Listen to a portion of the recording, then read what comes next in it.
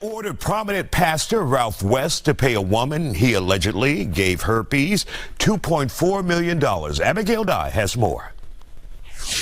Back in 2017, I know that you say West reached out to you on Facebook. Let's start there. What happened? Yeah, back in 2017, I had received several notifications from him. Some of them were like pokes, things of that nature. I eventually responded, and then, you know, from there, he introduced himself. I didn't know of him. I didn't know of anything that he did, didn't know of the ministry. And then that's when he told me, you know, he knew he'd been watching me for a while and that he was a fan of mine, and we kind of just conversed and went from there. Yeah, so just kind of an online back and forth relationship. When did it turn from that into a physical relationship? So we conversed via social media, I'll say about a month. And then within that month's time, he wanted to exchange and talk more telecommunication, phone, you know. Yeah. So from just the social media, we ended up having telephone conversations, and then from there we started dating, and we dated about 2 years. And so while y'all were talking, you said you didn't know he was a pastor or anything, but obviously during that time you figured that out and you ended up attending a church service. Was the fact that he was a man of God, was that part of what drew you to him? Are you strong in your faith? So I am strong in my faith. My family I came from a very Christian background. I did not know he was a pastor prior to him, you know, reaching out and everything, yeah. So we learned about each other over the course of time. I'm used to being in ministry, and so I won't say, you know, that drew me to him because he, you know, my background is ministry, so I'm not, you know, it was like what it is. What it is. Yeah, and I feel like it almost gives you like a sense of trust in someone. Yes. When you have similar backgrounds and you believe in the same things. Correct. And so around that time, like in 2017, is that when you became, the relationship turned sexual? Y'all started having intercourse? I would say somewhere around there, yeah. I don't recall the dates exactly, but yeah. Yeah. And so it was a real relationship. You guys were together. We actually dated, and then from there, yes. Yeah. And so we do actually have a soundbite from his deposition that he gave. He said that he never recalled having a conversation with you about STIs or any diseases at all. We'll go ahead and go to that soundbite. Do you recall whether you told her during the spring of 2017 that you did not have any sexually transmitted diseases? I don't recall telling her that. Do you recall her asking you about that? No. Okay, so he says that y'all never had the conversation about STIs. Did you have the conversation about STIs? Yes, we had the conversation. He said he didn't recall. And during that deposition, he almost didn't recall anything. But yes, we definitely, we exchanged morals, we exchanged beliefs, you know, and then we had those conversations. Yeah, just like any couple does. Correct. And I will say you are right about the deposition. I think every question asked, nearly every question asked, he said he didn't recall. Right, yeah. So take me to the point where you realized you had contracted an STI. Okay.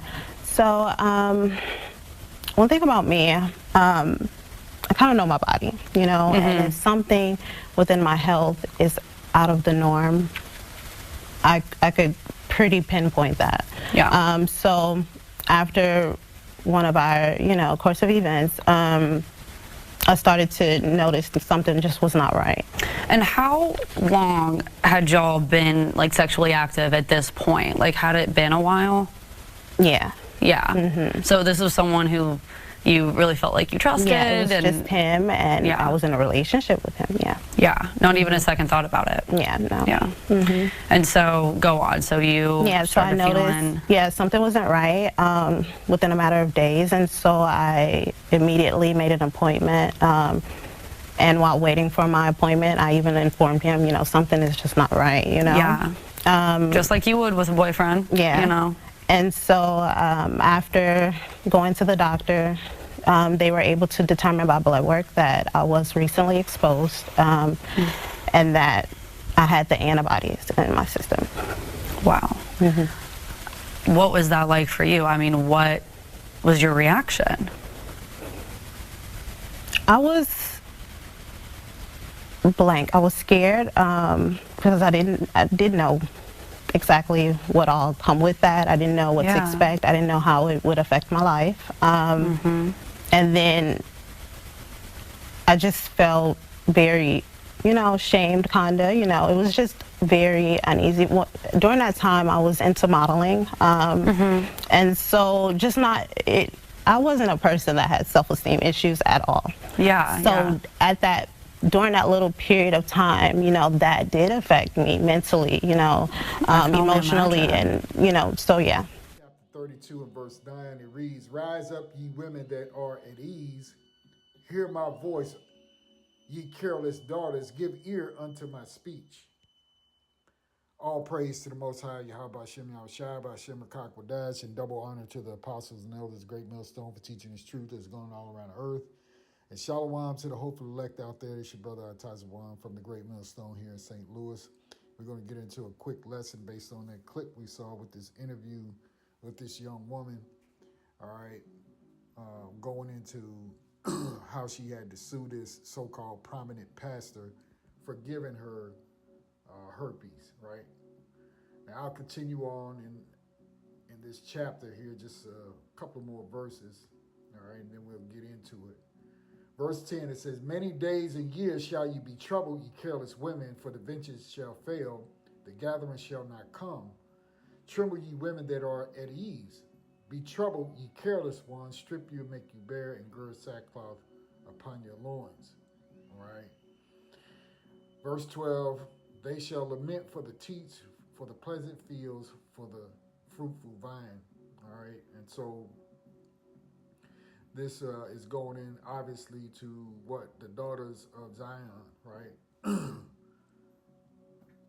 who are in this society of Esau, Edom, have believed in putting themselves up on a pedestal, okay,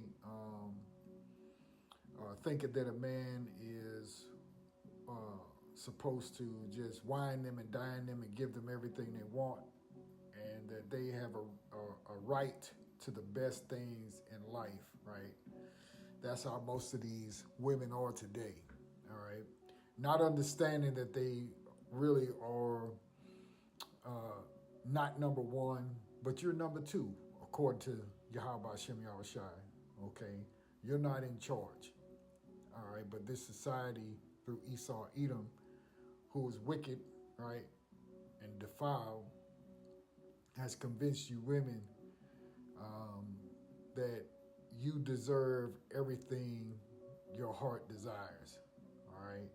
And so what's clear to me in that interview is that this was a woman who, and she didn't say this, but, you kind of could read between the lines that messing around on social media, right, and gave her attention to a so-called prominent pastor who eventually, they had, sexual relations. They did the old 1-2, right? And she contracted something from him, you see? And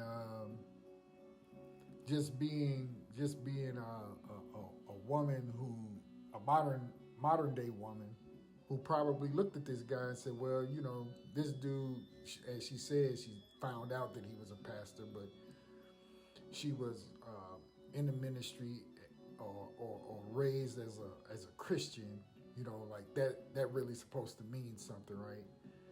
That's supposed to mean that, I've got morals and standards, all right, and code. That's what that's supposed to mean.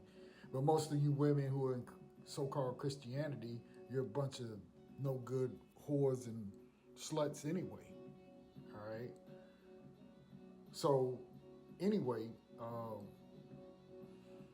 more than likely she's very, very proud, right? Won't listen to a man, okay? So she didn't get into her relationship with any of her brothers maybe, or a father who could help vet a man for her, okay? Because women deal with emotion, and they think they know what's best for them, right? And so now she's gotten herself in trouble. And so it didn't say whether or not she had children, whether she was married before or anything like that. But that fruitful vine, now she's spoiled, right? So even if she wanted to be with a man, she's damaged goods, okay? And so the whole point of the lesson is that you women, you need to go to your fathers, right? If you got interest, or a man has interest in you, let that man meet your father so your father can feel him out, okay? And keep you from making these types of errors and mistakes because you think you know better. All right, so this is 2 Timothy 3:1, and it reads, "This know also that in the last days perilous times shall come. For men shall be lovers of their own selves, covetous, all right, boasters, proud, blasphemers, disobedient to parents, unthankful, unholy, without natural affection, truce breakers, false accusers, incontinent, fierce, despisers of those that are good, traitors, heady, high-minded, lovers of pleasure more than lovers of the Most High, having a form of godliness, but denying the power thereof. From such turn away," right? So there are always going to be men who try to vain themselves as being hooked up with the Lord, when really they're doing it for their own covetousness, right? And they deny the power of the Lord, right? And especially when you get to that Christian church, they don't even know the Lord's name, okay? All right? But a lot of them are in those positions, right, to go into or to take out their lust, right, for whatever it may be, right? For some is women, and for some is other things, if you know what I mean. All right, verse 6, "For of this sort are they which creep into houses and lead captive silly women laden with sins, led away with diverse lusts," right? And so these types of men you hear about, I've never heard of this guy, right? But you got Jamal Bryant, you got all types of men like that who are over churches, and really they in it for the women, right? Going from woman to woman to woman to woman, whether they be married or not. A lot of them go after, women who've quote unquote been hurt, right? Their husband, for some reason, divorced them, or they divorced their husbands, whatever the case may be. And you got these people out there who go after women like that. And most of those women are, I guess you could say, vulnerable to a certain degree, because they're leaning on their own understanding, right? They don't have, or don't seek out the counsel of their father or their brothers or an uncle or somebody who could vet a man for them, right? Who could test the spirit of a man, who could see whether this man is, on the up and up, so to speak. You see, so then women get themselves in a lot of trouble because they think they know better. All right. Let's go on. Let's read verse 6 again. It says, "For of this sort are they which creep into houses and lead captive silly women laden with sins, led away with diverse lusts, ever learning and never able to come to the knowledge of the truth," right? And that's on both sides, even for these people who claim to be those men of God, if you will, and then also the women who think they know better, okay? And then you end up in a situation like this, where Now you're damaged goods, right? And the question remains, okay, the next fella that comes upon you, I mean, are you going to tell him the truth? Are you going to tell him that you have something that you can't get rid of? You see? All right? So this is why a woman is supposed to be with one man only in her lifetime until that man dies. Okay? And then you could be with another man. All right? That's why the Heavenly Father set it up that way. Okay? Because all these different men. See, that's the other thing. And y'all stay with me. I might be hitting a couple of different areas, all over the place, but, stay with me. Women, because of Esau, Edom, you believe in this dating stuff, right? And of course, we're men now who are wiser. We understand things now, through the scriptures, through the spirit and power, Yahweh Shem Yahushai, okay, that, we understand how things are supposed to go now. Yeah, we were once in the world and all that kind of thing, but now you have men who can talk to you and tell you what the real truth is, okay?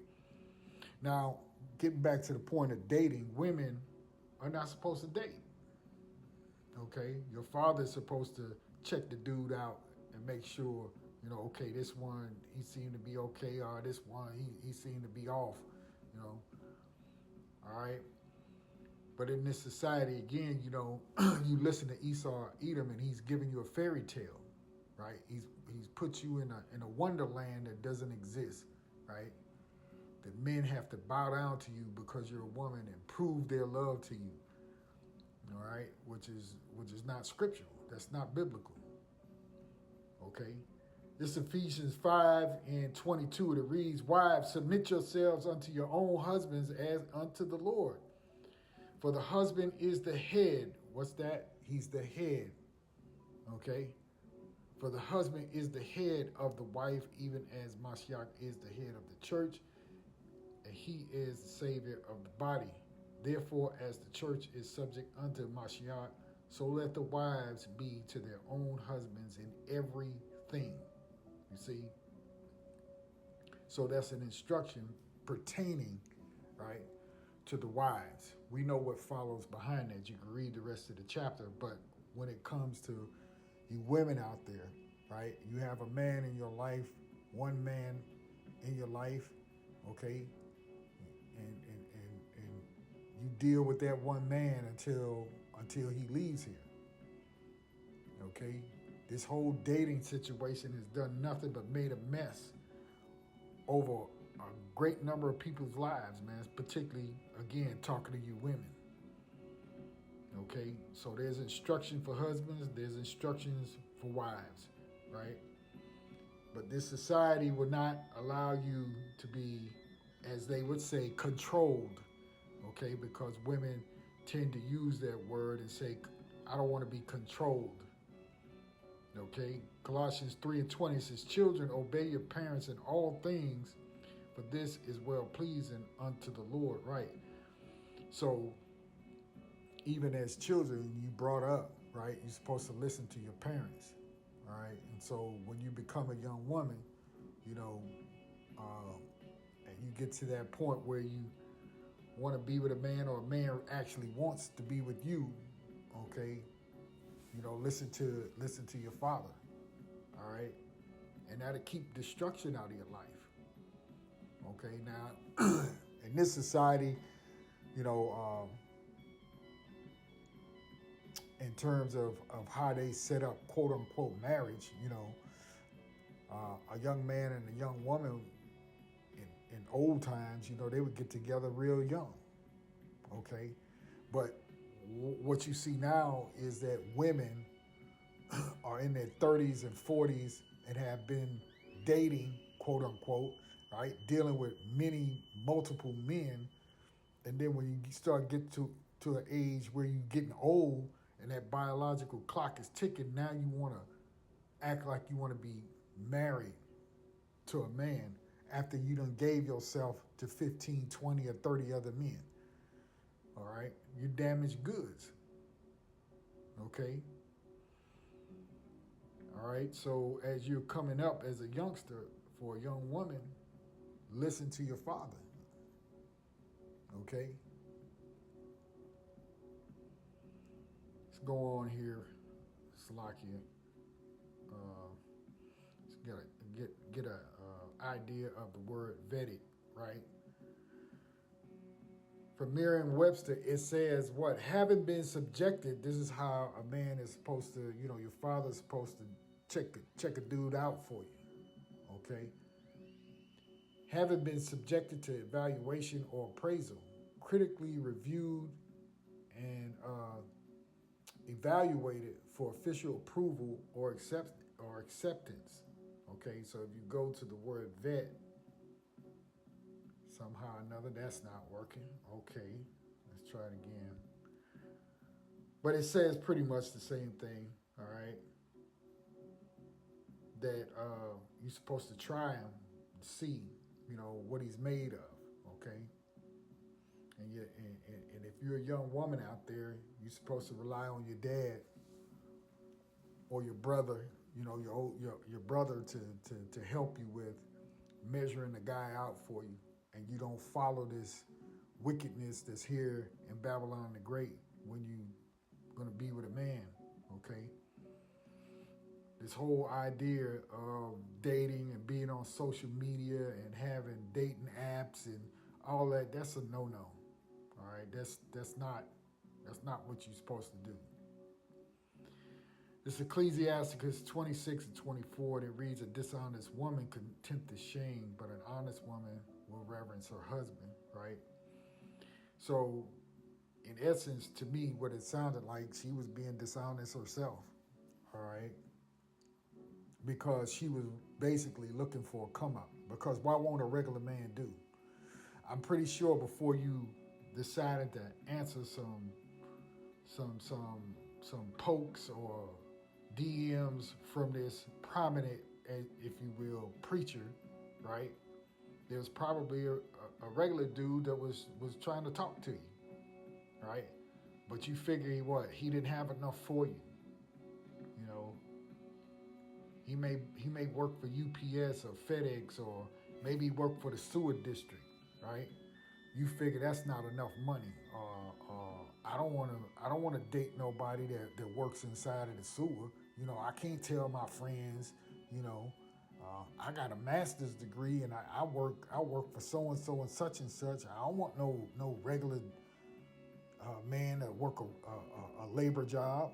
You see, you look down on that because you yourself are not right. But see, that kind of thought process will get you in a lot of trouble. Many of women have stepped over a great number of good men, right? Based on chasing something that really doesn't exist, all right? And then when they're 35, 40 years old, they want to know why no man wanted them. Well, they did. You just stepped over them to get to some dude that you thought was lofty. And now you got yourself a disease. You see? All right, that's the only point I wanted to make in that. I'm not going to make this real long. All right, we'll end it right there. All right, just something to think about for you women out there. All praise to the Most High, Yahweh Shem Yahushai. Shalom.